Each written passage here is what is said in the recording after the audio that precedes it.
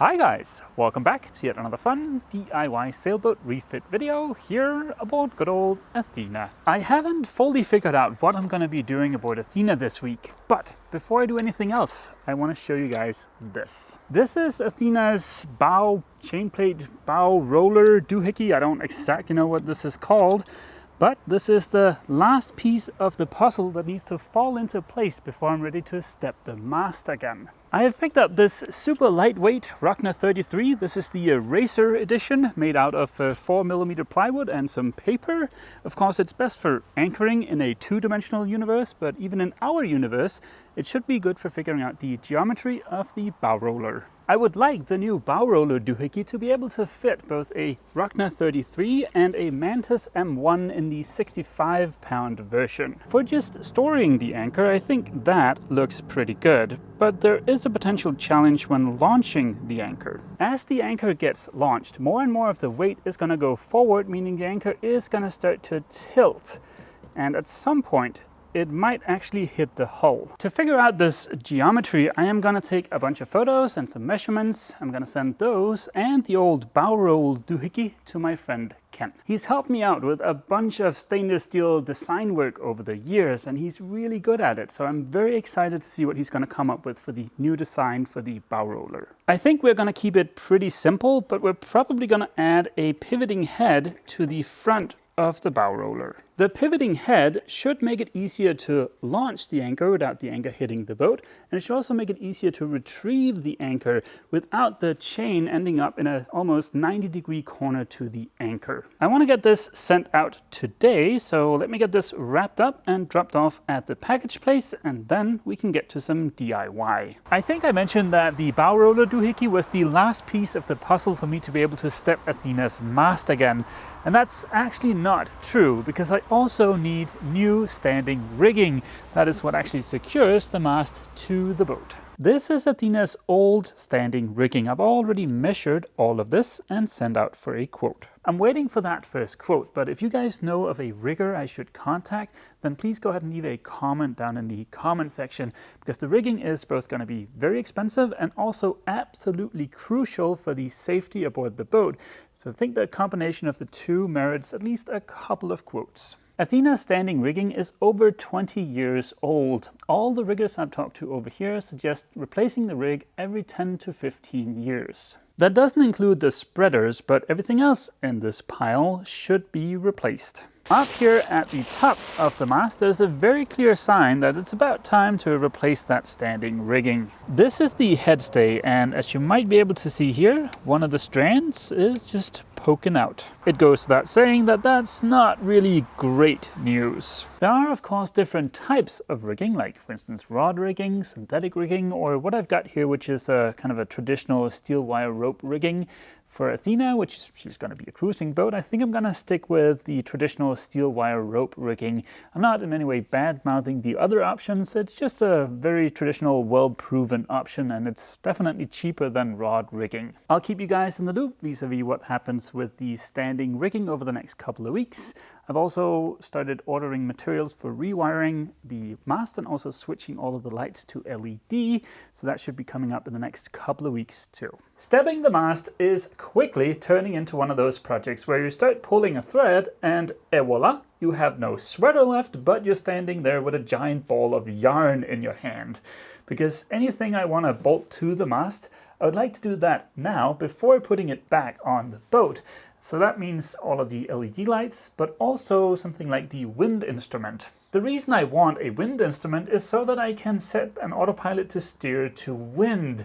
But of course then that means starting to look into what autopilot to get. So yeah, it's been a couple of busy nights of research, but I'm making headway. On my board of tasks I need to complete before I can put Athena back in the water, I've got this one, which is called Reconnect D240. That is Athena's Volvo diesel engine. As a part of that task, I want to replace these old control cables. In particular, this red one here is not doing so well, but seeing as I've got both of them out, it's a great opportunity to just replace them. And along with the new pedestal, I've also got a new manual mechanical engine control doodad. This might seem like a somewhat mundane task, but it's actually something I've been really looking forward to, because I have no idea how one of these doohickeys work, and it's something I want to learn because if this breaks, well, then I want to be able to fix it. Here I've got two new cables. Now one of them might be just a tiny bit too short,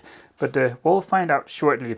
And here I've got everything I need to connect the cables to the sail drive and to the engine. When I took everything apart, I was a little bit of a dum-dum and I misplaced these tiny little plastic doohickeys. And these are kind of important because they fit into the part of the cable that remains stationary. I know I rag on Volvo from time to time for being very expensive with their spare parts, which is certainly true.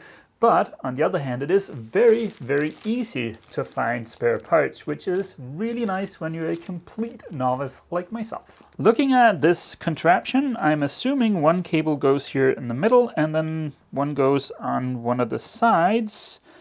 But yeah, I'm gonna have to consult the manual for just a second here. Cable travel must be in accordance with the engine. Standard feature for the mechanism is pulling throttle function. Yeah, there's about a 50% chance I'm gonna get this right, but pulling sounds right to me. Attaching the throttle cable is the first step in the instructions, and I think that means this middle part here is what controls the throttle. I think this fine example of a doohickey goes into this thingy-majig here. I have no idea why, because what the heck does that do? It's probably just me, but this seems to serve absolutely zero function, but I'm sure some of you guys can educate me about the function of this doohickey. The knee bone attaches to the thingy-majig. The all-knowing, powerful instructions are telling me I need to leave about 4 millimeters of this threaded bit here exposed. So let's make sure we've got roughly 4 millimeters there. Connect the pivot to the throttle lever, depending on where in the world you are, and secure with a split. The first cable was the throttle cable. That makes the second cable the gear cable, I guess we could call it. That's the one I think might be a little bit on the short end, but let's put it in, we'll see what happens. This is another one of those instances where I've got a 50% chance of messing this up, because you can either put the cable on this side or on this side.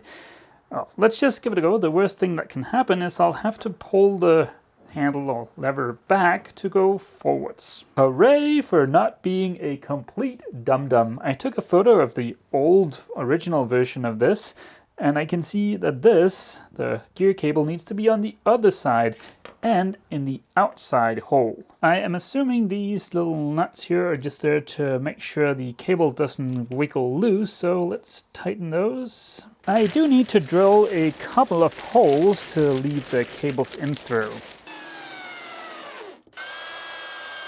The core in the cockpit should be protected because I drilled oversized holes and filled that with thickened epoxy. And then that's what I've drilled a hole in now. As you can see, there's nothing but thickened epoxy here. Unfortunately, as you might be able to see down there, I did manage to just nick the core.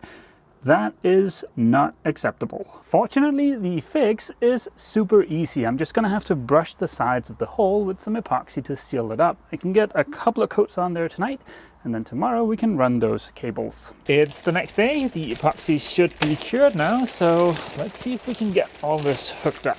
To seal around this, there's an O-ring hiding in here, and I think I'm ready to do the final assembly of the steering pedestal, so let's go ahead and put that O-ring in. I was planning on using a laser cut gasket to seal the top of the pedestal, but I don't have that yet, so for now I'm just going to use a little bit of butyl tape. I'll also apply a little bit of Duralac. This should protect the aluminum from the stainless steel. Fingers crossed I can get everything lined up. And last but certainly not least, I am going to apply a liberal amount of butyl to each of the bolts.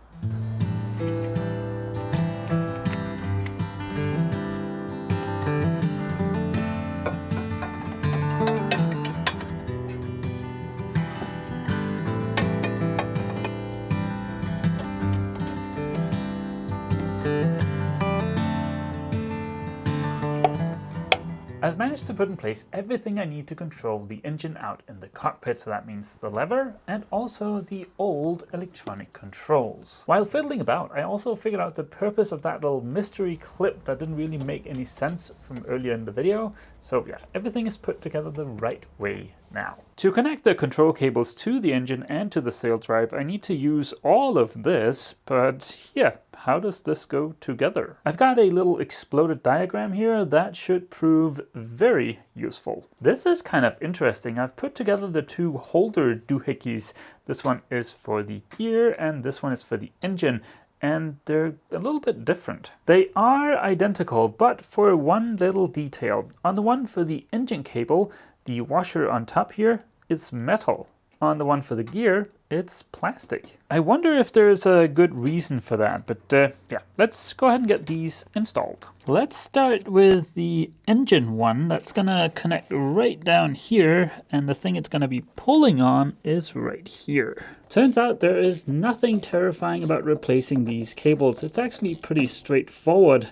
But I do feel a lot better knowing exactly how they work and how they're put together. If I manipulate the lever here, you should be able to see the cables in action down below.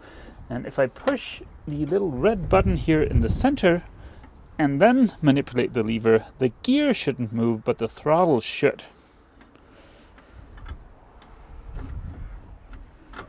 I think that looks pretty good. I won't really know until I start the engine up, and that won't happen this week, but we are getting closer, and tomorrow we'll get even closer. Fun little story. I was just starting to tidy up, and I came across this intriguing looking plastic bag.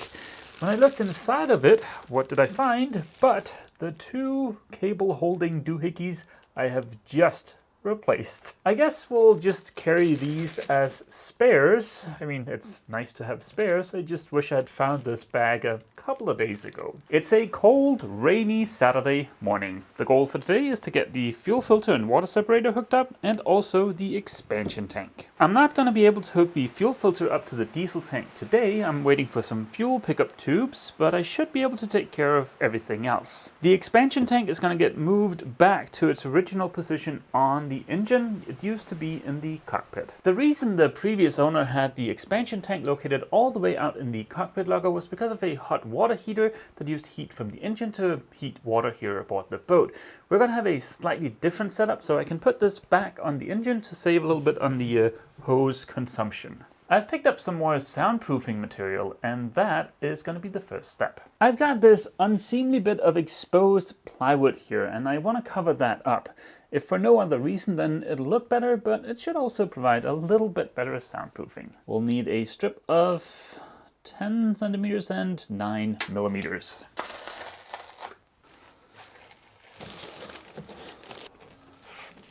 So far, so good. Now let's get that expansion tank fitted on the engine. I've still got this original bracket for mounting the original expansion tank. That should make life a lot easier.